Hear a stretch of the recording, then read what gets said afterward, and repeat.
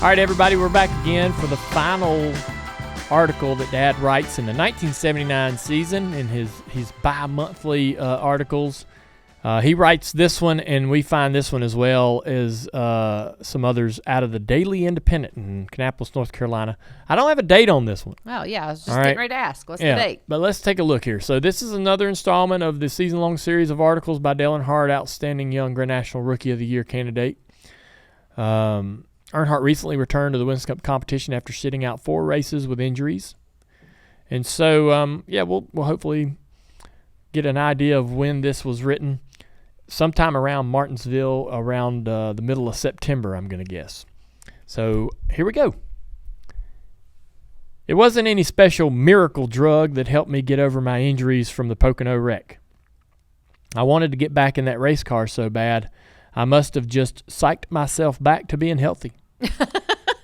Only him. Yeah. Only he could psych himself back to being healthy. So he broke 2 collarbones, Yep. right? And he's been out for a while, but the doctors couldn't believe it, he says. My regular appointment wasn't until Thursday after the Southern 500, but I called my doctor and we moved it up to Tuesday, the day after the race in Darlington. So they raced on Mondays. Okay. Isn't that interesting? Yeah. So we talk about it in the Becoming Earnhardt series. I was looking at the dates and times, and I was like, well, why Dad went to Darlington when he was injured, and David Pearson wins the race in his car. But Dad left on Saturday. Okay. And I was like, why did he not stay to Sunday? Well, they don't race on Sunday. They race Monday. So they would practice and qualify Friday and Saturday, and then the race track would shut down, and you just do whatever. And then Monday was the race. So he's like, I'm going to go home. But anyways, so he goes to the doctor Tuesday, right after the Southern 500. Dad says he checked the x-rays and just shook his head.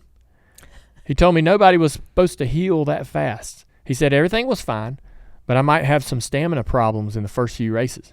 He said he didn't know what I'd been doing, but it must have been right. Then he released me and wished me luck at Richmond. All the way to Richmond, I kept thinking about how nice it would be if I could sit on the pole. Really, because I knew there were some people who had already figured out that I was flat out of the picture. So he knew, people were probably thinking that he was out of the picture. Yeah. Yep. So he's like, I'm gonna go sit on the pole. Jake Elder and the guys had the car set up perfectly for qualifying, and zap, right on the pole position. Boy, did that answer a lot of questions in a hurry. Old Earnhardt was back in action. I led some of the race too, and the car was competitive all day. Right early, I kind of suspected it was going to be Bobby Allison's race. I could tell when he got by me early that his car was just working super good. I could pull anybody but him. I felt pretty good, but the muscles in my neck started pulling around halfway through the race. I tightened my straps, trying to get more comfortable, but it still started hurting. I told Jake on the radio that my neck was starting to hurt so bad, and so he got Lenny Pond, and Lenny was standing by in the pits to relieve me. I kept remembering what Bobby Allison had told me at Darlington just a few weeks ago. If you start hurting, get out. So when we got to the next caution, Lenny took over. It's still going to take me a few more races before I'll feel like I've got myself sorted out physically. I've been doing a good bit of exercises, especially riding my bike, and just being back on the race in the race car helps too. You remember the stationary bike? Yeah. Yeah. You wonder if that's what he's talking about, because I don't remember him biking like a road bike. No, me neither. But he played tennis, so we don't know what he did, right? All thoughts of ever being hurt went out the window when our crew unloaded the race car at Richmond. We were all back together again. It was really amazing to be a part of a team like that. You can't describe the feeling. I was back, and those guys were just as excited as I was. They went crazy when we sat on the pole. I'll say one thing about coming back from an injury. The other drivers are anxious to help you. Bobby Allison, Kelley Yarborough, Richard Petty, they all spent a good bit of time talking to me, telling me what to expect. The advice that they gave me helped a lot. If there's ever been anybody hurt who has had to come back, it's those guys, and they told me what to do to feel more comfortable in the seat of the car, what physical signs to look for, and they all told me to have enough sense to get out if I began to hurt. Which I'm surprised he listened to. Yeah. And I want to go back to like the first part of that article too, like when he's like, I've psyched myself into being feel better and being healthy and stuff. You know, that goes along with what we think about Dad, right? Just this invincible. I mean, the guy could do anything, be anything, recover from anything, like whatever. That was just like the state of his mind always, right? Yeah. Nothing was going to like keep him down and back, right? I know. That's kind of how we felt about him anyways. And well, I know that's just what he gave. That's the air he gave, right? And that's what everybody believed. Yeah, whether it was real or not. Yeah. Yeah, he's gonna make you believe it. Yeah, and I know you never broke anything racing. I broke my shoulder blade. Your shoulder blade, okay. Milwaukee. And so I'm gonna imagine, and your shoulder blade's probably very similar to this collarbone thing. Is that a lot has to kind of stay still, and a lot stays still, right? I mean, I broke my arm, and I know the weakness of the muscles and things, but I imagine those types of injuries just really a lot of things still. So that neck muscle and all that kind of stuff was not being used. Yeah, they didn't have headrests or anything back then, so I mean your neck was You're having to hold it up yourself. Very important, yeah, right. So he continues. I'm feeling pretty good now, though. I think I'll be 100% in another week. I know it takes time, but I must be a fast healer or something. What's really amazing is that it's almost time for Charlotte again. The Napa 500 is the first weekend in October. I knew it must be getting close because all my buddies around home have started asking for tickets. If I gave everybody a ticket who asked for one, they'd have to build another grandstand. Please, guys, I just drive the race car. I don't have any tickets. I was out at Charlotte the other day looking over the new paving in turns 3 and 4, and man, are those drivers going to be in for a new surprise when they show up for practice. It's going to be like going to a new speedway. They're not going to believe the speeds either. We'll be running 3 or 4 miles an hour faster at Charlotte at times, and thinking about all of that money, lap money, qualifying money. Somebody's got to put a stop to the Wood brothers. They've been winning the pole money at Charlotte for as long as I can remember. We were talking about the Charlotte pole at the shop the other day. The folks around Kannapolis think it would be kind of nice to see an old Earnhardt win that pole. While they might have to close down Cannon Mills if I did that. So they did close down Cannon Mills. Yeah. I wonder if it was anything Dad did. It was just last October at Charlotte when things started looking pretty good for me, and I'll have to write about that next time. So that's the end of that article. Huh? What do you know about Charlotte? Did he get the pole? No, he did not. No. The Wood brothers would get it again. Oh, I think they got 13 straight. Wow. Yeah. Between David Pearson and Neil Bonnet, they kept winning the pole every time each. And the pole runs at Charlotte back then were 4 laps, like Indy. Okay. So they'd run 4 laps an average. Okay. For the first round, which I think was like 12 to 16 cars, and then the second round would run the 2-lap traditionally. The lap money and things that he's talking about, was that consistent race by race for lap money, or was it special races? It was probably special for Charlotte, where Gotcha. they, whoever led a lap got $100 or whatever, right? And then there were, I think in this race too, Humpy and those guys would devise plans to, if you led, they had 25 lap chunks or 50 lap chunks. And if you led the most in that 50 laps, you got $5,000. And so, or if you led at a specific lap, you might get more money than any other lap.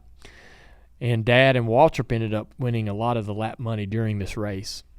Pretty interesting. I think there was one thing I thought was pretty interesting, talking about the tickets. It's also my birthday. He could have mentioned that. My birthday is the first weekend in October. Yes, right. Always around the Charlotte races. Mine's always the Bristol races. Yeah. That's how I really.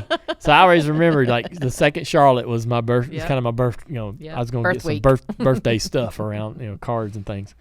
Everybody asking him for tickets. I've had that same line about, but I didn't even drive the race car and I didn't have tickets. Yeah. Yep. Yeah, that's everybody wants to go to the races. I can imagine. Well, that was his last one. He doesn't ride another one. I mean, there's a handful more races and left to go. And what's left in the season at this point after Charlotte? Basically, I forget how it ended. Yeah. So he talks about Richmond, and then they go to Dover.